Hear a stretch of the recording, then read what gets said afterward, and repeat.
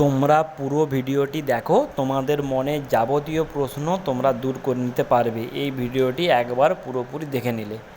চ্যানেলে যদি নতুন হয়ে থাকো তাহলে চ্যানেলটিকে অবশ্যই সাবস্ক্রাইব করে রাখবে এবং পাশে থাকা বেল আইকনটি প্রেস করে দেবে, যাতে এই রকম প্রয়োজনীয় ভিডিও তোমার কাছে সবার আগে পৌঁছে যায়। তোমরা চারিদিকে অনেক রকম খবর শুনে বিভ্রান্ত হয়ে পড়ছো, কোনো দিকে কান না দিয়ে তোমরা আসল সত্যিটা জেনে নাও। শুনতে থাকো ভিডিওটি। সেই 2021 সাল থেকে রাজ্য সরকার তরুণের স্বপ্ন প্রকল্প শুরু করেছে।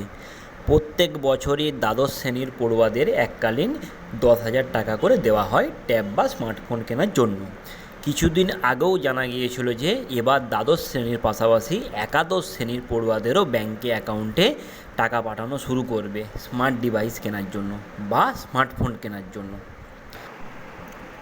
আগামী 5ই সেপ্টেম্বর শিক্ষক দিবসের অনুষ্ঠানের মঞ্চ থেকেই এই টাকা দেওয়া শুরু হবে। সেই মতো রাজ্যের সব ট্রেজারিতে টাকা পাঠানোর কাজও সেরে ফেলে স্কুল শিক্ষা দপ্তর। তবে মঙ্গলবার জানা যাচ্ছে যে এবার 12 লক্ষ পড়ুয়া 10,000 টাকা থেকে বঞ্চিত হচ্ছে। ট্যাবের টাকা দেওয়ার কর্মসূচি আপাতত স্থগিত রাখল সরকার। আপাতত দেওয়া হচ্ছে না, পরবর্তী সময়ে দেওয়া হবে বলেই নবান্ন সূত্রে খবর।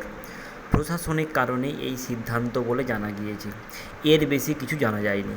কবে পড়ুয়ারা ট্যাবের টাকা পান, তবে এখন সেটাই দেখার। এই টাকা পেলে পড়ুয়ারা পড়াশোনার ক্ষেত্রে নিশ্চিন্তভাবে লাভবান হয়। এবার সেক্ষেত্রে তাদের কিছুটা অপেক্ষা করতেই হবে। তরুণের স্বপ্ন প্রকল্পের মূল লক্ষ্য ছিল রাজ্যের ছাত্রছাত্রীদের ডিজিটাল শিক্ষায় ট্যাব বিতরণের মাধ্যমে ছাত্রছাত্রীরা অনলাইন ক্লাস, গবেষণা এবং অন্যান্য শিক্ষাগত কার্যকলাপে আরও সহজে অংশগ্রহণ করতে পারত। অনেক ছাত্রছাত্রী হয়তো ভেবে নিয়েছেন যে এই প্রকল্পের টাকা পুরোপুরি বাতিল হয়েছে, তা কিন্তু সত্যি না। ভাইয়েরা, এই পাতাটি ভালো করে লক্ষ্য করো। এখানে বলা হয়েছে এই প্রকল্পটি সাময়িকভাবে স্থগিত করা হয়েছে, মানে এটা একদমই সত্যি নয় যে প্রকল্পটি পুরোপুরি বাদ দেওয়া হয়েছে এবং সেটি আপাতত স্থগিত রাখা হয়েছে। আপাতত স্থগিত, একদম কোথাও বলা হয়নি যে প্রকল্পটি পুরোপুরি বাদ হয়েছে। তার মানে তোমরা এই টাকাটা পেতেও পারো ভবিষ্যতে।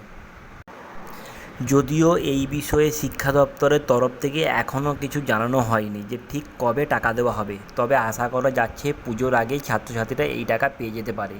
সরকারিভাবে অনুষ্ঠান করে আবারও এই প্রকল্পে টাকা দেওয়ার প্রক্রিয়া শুরু হবে।